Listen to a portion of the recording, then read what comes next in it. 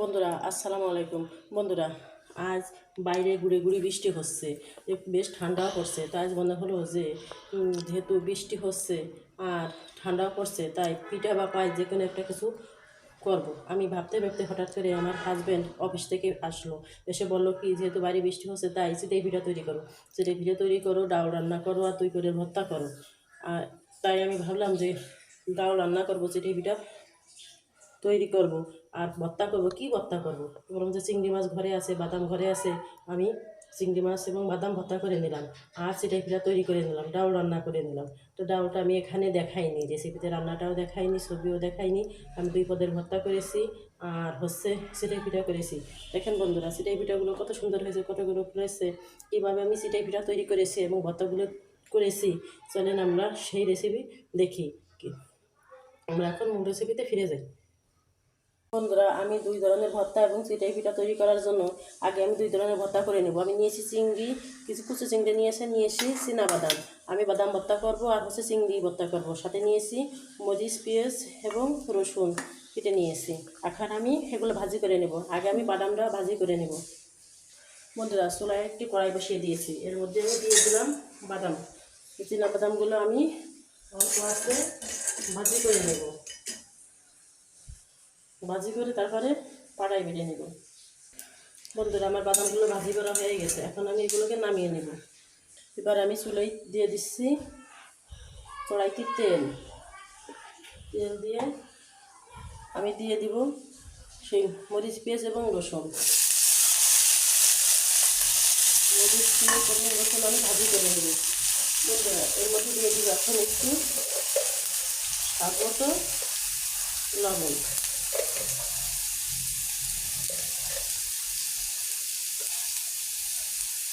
দিয়ে দিব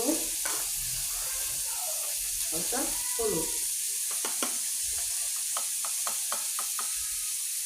এখন আমি মরিচ, পেঁয়াজ এবং রসুন ভাজি করে নেব।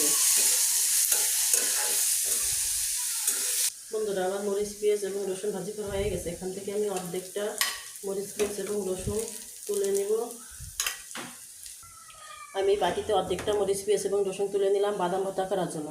আপনারা চাইলে শুকনা মরিচ, কাঁচামরিচের পরিবর্তে শুকনা মরিচ দিয়েও বাদাম ভর্তা করতে পারেন। তবে আবার কেউ যদি মনে করেন যে তেলে ভাজি করবো না, তেল ছাড়া মরিচ, পেঁয়াজ এবং রসুন ভাজি করে নেব, তাও করতে পারেন। আমি তেলে ভাজি করে নিয়েছি।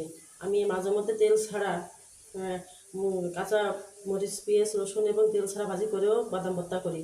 যে যেভাবে ভর্তা করতে চান সেভাবে ভর্তা করে নিতে পারেন। বাদামটা সবভাবে স্বাদ আসবে এবং সবভাবেই ভালো লাগবে।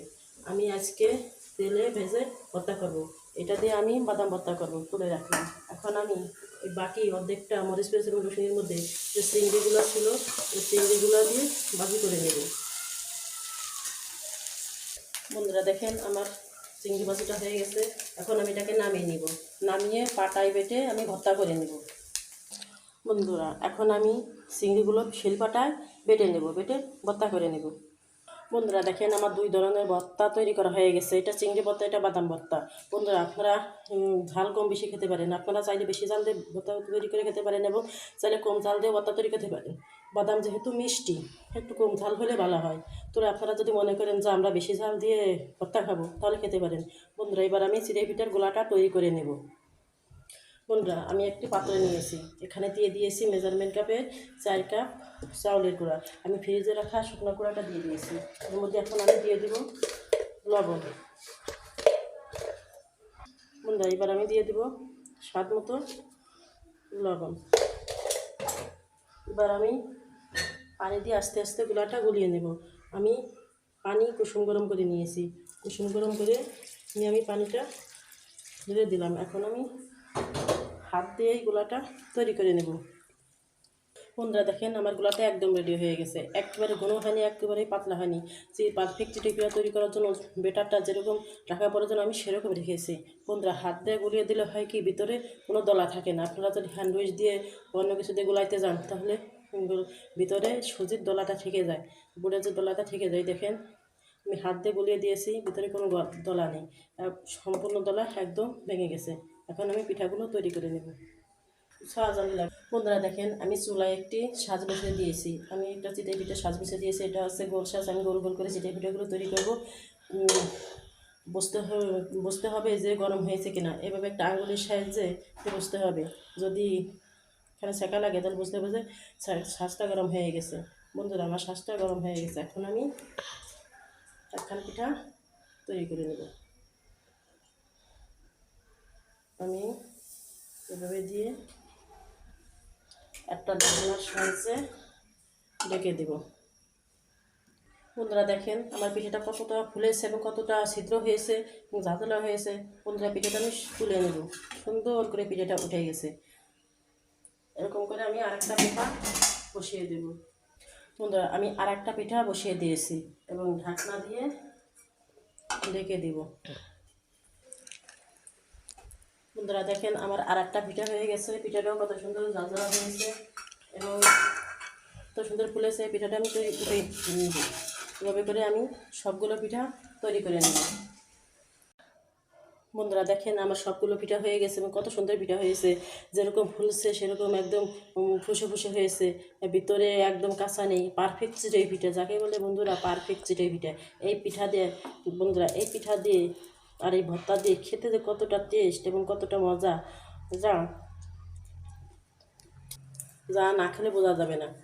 দুই পদে ভর্তা দিয়ে এই চিতই পিঠা যে এতটা টেস্ট এবং এতটা মজা লাগে, যা আপনারা না খেলে বুঝবেন না। আপনারা অবশ্যই এই ভর্তাগুলো দিয়ে চিতই পিঠা তৈরি করে খেয়ে দেখবেন বন্ধুরা। আপনাদের মুখই ফেরাতে পারবেন না। আপনারা বাসায় অতিথি এলে বা যে কোনো হালকা নাস্তা হিসেবে আপনারা চিতই পিঠা দিয়ে ভর্তা দিয়ে খেতে পারেন। খেয়ে দেখবেন যে আপনাদের মুখে এতটা টেস্ট লাগবে এবং এতটা ভালো লাগবে। বন্ধুরা, আমার এই রেসিপিটি যদি আপনাদের ভালো লাগে তাহলে আপনারা অবশ্যই যারা ফেসবুক থেকে দেখবেন তারা আমার পেজটি ফলো করে দেবেন। আর যারা ইউটিউব থেকে দেখবেন তারা অবশ্যই আমার চ্যানেলটি সাবস্ক্রাইব করে দেবেন এবং লাইক করে দেবেন। বন্ধুরা, আপনারা তাহলে ঠান্ডা হোক আর গরম হোক যে কোনো সময় আপনারা ভর্তা দিয়ে চিতই পিঠা করে খেয়ে দেখবেন।